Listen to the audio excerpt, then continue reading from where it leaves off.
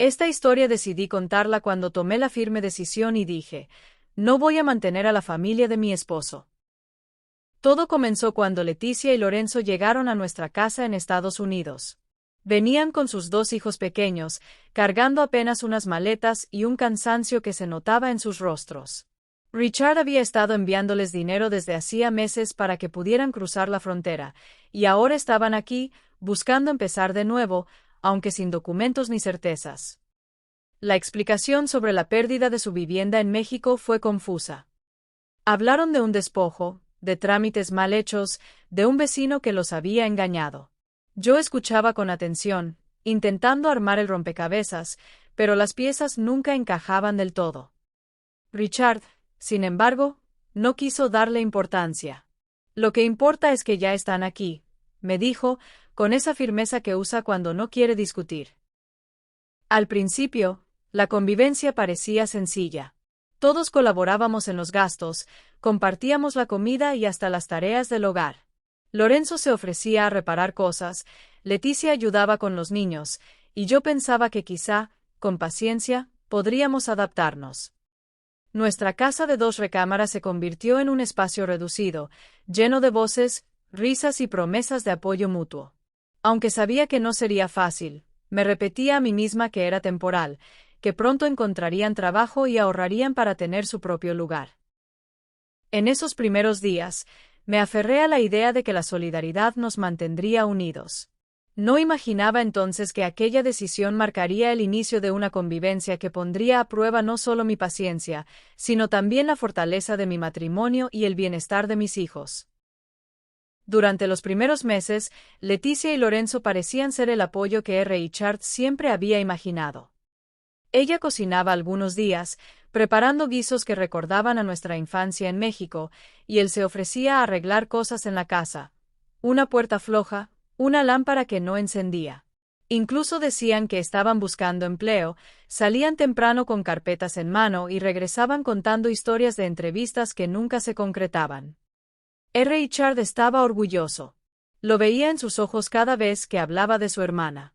Estamos haciendo lo correcto, Luisa, me decía, convencido de que compartir nuestro hogar era un acto de nobleza.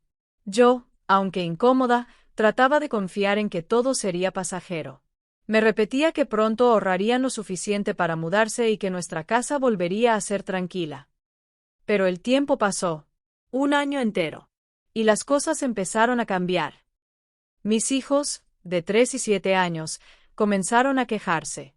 Mamá, mis primos rompieron mi carrito, me decía mayor con lágrimas en los ojos. La pequeña, apenas con palabras, me señalaba sus muñecas escondidas detrás del sofá. Al principio pensé que eran travesuras de niños, pero pronto noté un patrón. Los juguetes desaparecían, aparecían rotos, y mis hijos se sentían cada vez más desplazados en su propio hogar. Yo observaba todo en silencio, con un nudo en el estómago. La casa, que al inicio se llenaba de risas y promesas de apoyo mutuo, ahora estaba cargada de tensiones invisibles. Mi esposo, agotado por sus turnos de trabajo, no quería escuchar mis quejas. Son niños, Luisa, no exageres, me decía, restándole importancia. Y así, mientras Leticia y Lorenzo mantenían la fachada de cooperación, yo empezaba a sentir que algo no estaba bien. La incomodidad crecía en mí como una sombra, y aunque intentaba disimular, sabía que la armonía que Richard defendía era solo una máscara que tarde o temprano se rompería. Con el paso de los meses, la cooperación inicial de Leticia y Lorenzo comenzó a desvanecerse. Ya no aportaban dinero ni esfuerzo, y cada día surgía una nueva excusa para justificar su inactividad. Lorenzo fue el primero en mostrar su estrategia. Decía que le dolía la espalda, que no podía cargar peso, que el cansancio lo vencía. Inventaba enfermedades con tanta convicción que Richard terminaba creyéndole. Tengo cita con el doctor, decía, y Richard, sin dudar, le daba dinero para la consulta y las medicinas. Yo veía cómo ese dinero salía de nuestro bolsillo, el mismo que apenas alcanzaba para cubrir la renta, la comida y los gastos de nuestros hijos. Nunca vi recetas médicas ni comprobantes, solo palabras que se repetían como un guión aprendido. Leticia, por su parte, Aseguraba que la habían despedido de su trabajo una y otra vez. Cada semana aparecía con una nueva historia, que la empresa cerró, que el jefe era injusto, que no le renovaron el contrato. Pasaba semanas enteras en casa, sin buscar empleo, mientras yo trataba de mantener la calma. Richard, siempre confiado, decía que pronto encontrarían algo estable. Pero la realidad era otra. El dinero no alcanzaba. Nuestra hija menor comenzó el jardín de niños, y además de cubrir sus gastos, terminamos pagando también la escuela de los sobrinos. Richard lo justificaba diciendo que era temporal, que no podíamos dejar a los niños sin educación. Yo lo veía como una carga injusta, un peso que nos hundía más cada día. Los hijos de Leticia y Lorenzo empezaron a mostrar conductas agresivas. Rompían los juguetes de mis hijos, los escondían, los insultaban. Mi pequeño de 7 años me decía con tristeza: «Mamá, ya no quiero jugar con ellos, siempre me hacen daño». Mi hija de 3 años lloraba cuando no encontraba sus muñecas, y yo sentía como la armonía de nuestro hogar se desmoronaba. En silencio, observaba cómo la fachada de cooperación se deshacía. Lo que al principio parecía solidaridad ahora era abuso disfrazado de necesidad. Y aunque mi corazón me gritaba que algo no estaba bien, Richard seguía defendiendo a su hermana, convencido de que todo era pasajero. Yo, en cambio, empezaba a entender que lo pasajero se estaba convirtiendo en una carga permanente. Las historias de Leticia y Lorenzo empezaban a sonar cada vez más incoherentes. Lorenzo decía que estaba enfermo, que necesitaba reposo, pero yo lo veía salir por las tardes con una discreción sospechosa. Un día, al regresar del supermercado, lo encontré en la esquina de un bar, riendo con un grupo de hombres, cerveza en mano. No me vio, y yo me quedé paralizada, con la certeza de que todo lo que había dicho sobre citas médicas era mentira. Poco después, descubrí a Leticia en un centro comercial. Yo había salido a comprar útiles escolares para mis hijos y la encontré probándose ropa, con bolsas en la mano. Me dolió ver que gastaba el poco dinero que Richard le daba para supuestos gastos básicos. No era la primera vez que la veía con cosas nuevas, pero ese día entendí que no se trataba de necesidad, sino de abuso. Cuando le conté a Richard lo que había visto, su reacción me dejó helada. «Luisa, estás exagerando», me dijo con tono firme. «Seguro fuiste tú la que malinterpretó. Mi hermana no haría eso». Sentí un muro levantarse entre nosotros. Yo hablaba desde la evidencia, desde lo que mis propios ojos habían visto, y él respondía desde la fe ciega en su hermana. La discusión se volvió amarga. Yo le reprochaba que trabajaba doble turno para sostener a todos, mientras Leticia y Lorenzo desperdiciaban lo poco que teníamos. Él me acusaba de ser dura, de no entender la situación. Las semanas pasaron, y mi incomodidad se transformó en rabia contenida. Fue entonces cuando nuestro vecino, don Manuel, padrino de mi hijo mayor, vino de visita. Con prudencia y respeto, me pidió hablar con Richard. Yo escuchaba desde la cocina mientras él decía: «Mira, hijo, ten cuidado. Te he visto demasiado cansado, trabajando sin descanso, y me preocupa que alguien se esté aprovechando de ti. He visto a Lorenzo en los bares, y no quiero que te desgastes por alguien que no lo merece». Richard guardó silencio. No lo contradijo, pero tampoco lo aceptó. Dijo que tal vez entró a tomar una copa agobiado por su situación de no encontrar trabajo y solamente agradeció el comentario con una sonrisa forzada. Yo lo miré, esperando que al fin abriera los ojos, pero su mirada seguía perdida en la lealtad hacia su hermana. En ese momento entendí que la verdad estaba frente a él, pero que aún no estaba listo para verla. Richard trabajaba cada vez más. Sus turnos se duplicaban, y apenas lo veía llegar a casa con los ojos rojos de cansancio, el uniforme impregnado de sudor y el silencio de quien carga demasiado. Yo lo miraba con tristeza, sabiendo que todo ese esfuerzo no era solo para nuestros hijos, sino también para sostener a Leticia y Lorenzo, quienes no movían un dedo. Mientras tanto, mis pequeños sufrían dentro de su propio hogar. El mayor, de 7 años, llegaba de la escuela con la mochila rota porque sus primos se la habían escondido o golpeado. La pequeña, de 3 años, lloraba cuando no encontraba sus muñecas, que aparecían sin brazos o con la ropa arrancada. El bullying no venía de la calle, sino de la sala de nuestra casa. Y yo, como madre, sentía una impotencia que me quemaba por dentro. Las discusiones con Leticia se volvieron constantes. Ella me gritaba que yo era egoísta, que tenía mi vida resuelta y que no entendía lo difícil que era empezar en un país ajeno. «Tú no sabes lo que es llegar sin nada», me decía con rabia, como si olvidara que Richard y yo también habíamos llegado con las manos vacías, luchando día a día para construir lo poco que teníamos. Yo intentaba mantener la calma, pero sus palabras me herían. No era solidaridad lo que pedía, era lástima disfrazada de exigencia. Los vecinos comenzaron a notar los conflictos. Las paredes delgadas no podían ocultar los gritos, las peleas de los niños, ni las tensiones que se respiraban.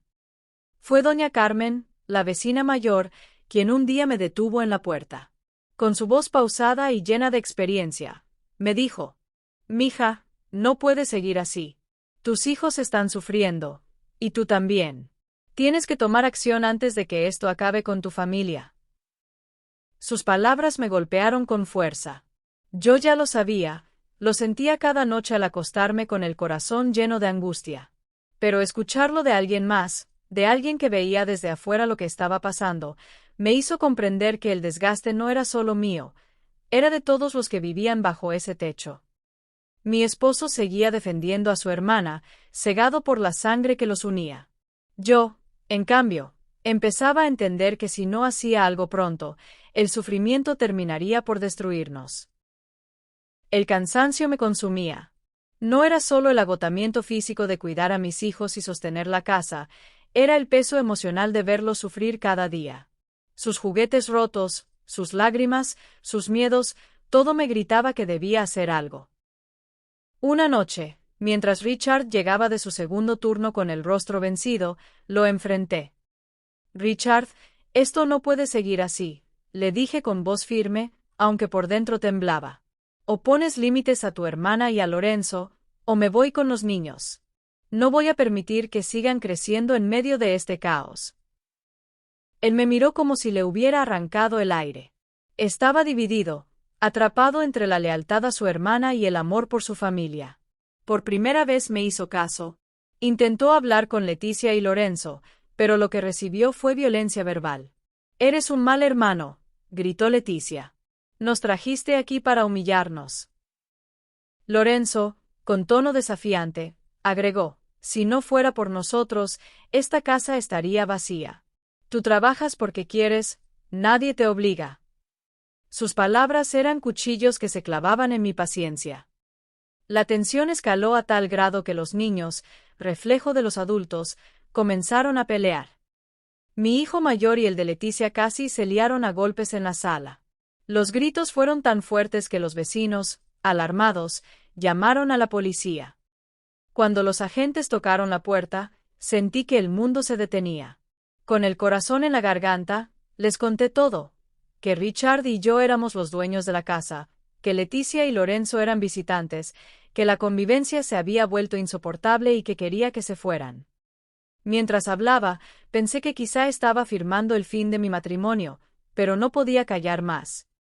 Los policías escucharon con seriedad. Al ver la tensión y los antecedentes de violencia verbal, decidieron llevarse a Leticia y Lorenzo para interrogarlos. Sus hijos quedaron en la sala, asustados, abrazados entre sí, sin entender lo que estaba pasando. Richard guardó silencio, con la mirada perdida. Yo, aunque temblaba, sentí que por primera vez había dicho toda la verdad. El ultimátum estaba dado, y ya no había vuelta atrás. La intervención de la policía fue el inicio de la verdad que tanto había esperado. Tras llevarse a Leticia y Lorenzo para interrogarlos, los agentes comenzaron a investigar. Los días siguientes fueron una tormenta de revelaciones. Descubrimos que Lorenzo tenía antecedentes por fraude en México, que había engañado a varias personas con negocios falsos y que incluso había sido denunciado por estafas. Leticia, por su parte, había estado usando documentos falsos para obtener beneficios sociales y ayudas que no le correspondían. Cuando los agentes me mostraron los reportes, sentí una mezcla de rabia y alivio. Rabia por todo lo que nos habían hecho, por las mentiras que nos habían contado, por el sufrimiento de mis hijos. Alivio porque, al fin, la verdad estaba frente a Richard, desnuda y contundente. Por un momento pensé que él abriría los ojos, que entendería lo que yo había visto desde el principio. Y sí, lo hizo, pero no de la manera que esperaba. Richard se quebró al ver a su hermana en problemas. En lugar de aceptar que nos habían manipulado, decidió defenderla. Es mi hermana, Luisa. No puedo abandonarla, me dijo con una firmeza que me heló la sangre. Lo peor fue cuando anunció que contrataría un abogado para Leticia y Lorenzo. No importaba que apenas tuviéramos dinero, no importaba que yo trabajara horas extras para cubrir los gastos de la casa y la escuela de nuestros hijos. Richard estaba dispuesto a gastar lo poco que teníamos en una defensa que solo prolongaría el sufrimiento. Sentí que algo dentro de mí se rompía. Lo miré con rabia y tristeza, con el dolor de una mujer que había entregado todo por su familia y que ahora veía como su esposo prefería sostener a quienes nos habían destruido. ¿Sabes qué, Richard?, le dije con lágrimas en los ojos. Yo no voy a mantener a tu familia. No voy a seguir cargando con los errores de tu hermana ni con tu ceguera. Tú elegiste defenderla, y yo elijo proteger a mis hijos. Esa noche empaqué lo necesario. Tomé de la mano a mis pequeños, que me miraban confundidos pero confiados, y salí de esa casa que alguna vez soñé como nuestro hogar. Antes de cerrar la puerta, lo miré una última vez. Este es el adiós, Richard. Definitivo. No quiero seguir viviendo en una vida donde mis hijos sufren y yo me desgasto por mantener a quienes solo nos han robado paz. Él solo me miró. Los hijos de Leticia y Lorenzo fueron recogidos por sus abuelos paternos, quienes, con vergüenza y resignación, aceptaron hacerse cargo. Leticia y Lorenzo enfrentaron consecuencias legales, perdiendo todo lo que habían intentado ganar con engaños. El karma, silencioso pero implacable, les cobró cada mentira, cada abuso, cada manipulación. Mi esposo quedó atrapado en su decisión, defendiendo a una hermana que lo había usado, perdiendo a la familia que realmente lo necesitaba. Y yo, aunque con el corazón roto, seguí firme en mi decisión, así pienso y así he dicho a quienes me preguntan, no voy a mantener más a la familia de mi esposo.